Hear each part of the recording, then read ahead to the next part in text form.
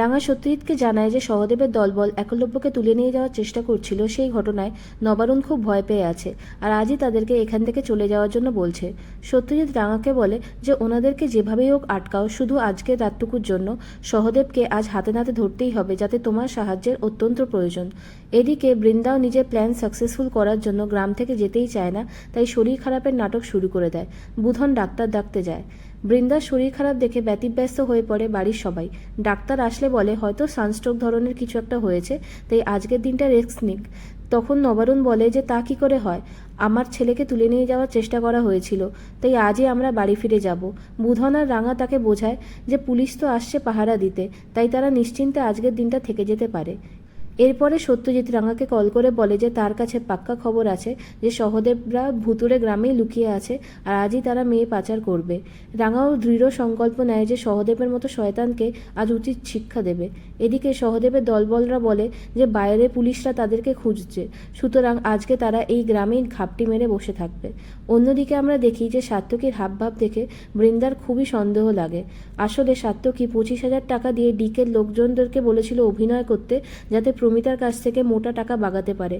মায়ের চোখকে ফাঁকি দেওয়া যায় না। প্রমিতা বুঝতে পারে যে তার ছেলে মিথ্যে কথা বলে তার কাছ থেকে টাকা হাতিয়েছে।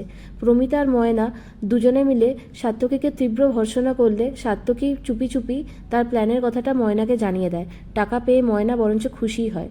অন্যদিকে রাঙাকে পাঞ্চালি নিজের শাড়ি পরিয়ে দিয়ে শহরের মেয়ের মতো সাজিয়ে দেয়। রাঙাকে অন্যরকম সুন্দর লাগছিল, তাই একলব্য মুগ্ধ চোখে রাঙাকে দেখে যাচ্ছিল। এরপরে রাঙার কাছে সত্যজিতের ফোন আসে। সে বলে যে তারা খবর পেয়ে গেছে সহদেব গ্রাম থেকে মেয়েদেরকে বের করে আনছে, তাই রাঙা যেন তাড়াতাড়ি চলে আসে। শুনে রাঙা তার তীর ধনুক নিয়ে বেরিয়ে পড়ে আর পৌঁছে যায় সিনহার কাছে। রাঙা আগে আগে যায় আর সিনহা তার দলবল নিয়ে রাঙার পেছনেই থাকে। এদিকে বৃন্দা বাড়ির সকলকে মেলায় যাওয়ার জন্য জোরাজুরি করে আর বলে রাঙা হয়তো আশেপাশেই কোথাও আছে, ওকে খুঁজে নেওয়া যাবে। এরপরে ফোন হারিয়ে যাওয়ার বাহানায় মেলায় গিয়ে সবাইকে গাড়িতেই ফোন রেখে দিতে বলে বৃন্দা। তার আসল উদ্দেশ্য ছিল যে কেউ কারোর কন্ট্যাক্টে যেন না থাকে।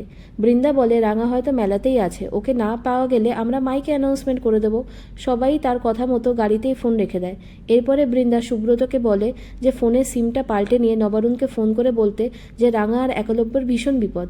রাঙা সহদেবের কাছে পৌঁছে যায় আর দেখতে পায় যে সে গাড়িতে মেয়েদেরকে আর কিছু বাক্সের পেটি তুলছে।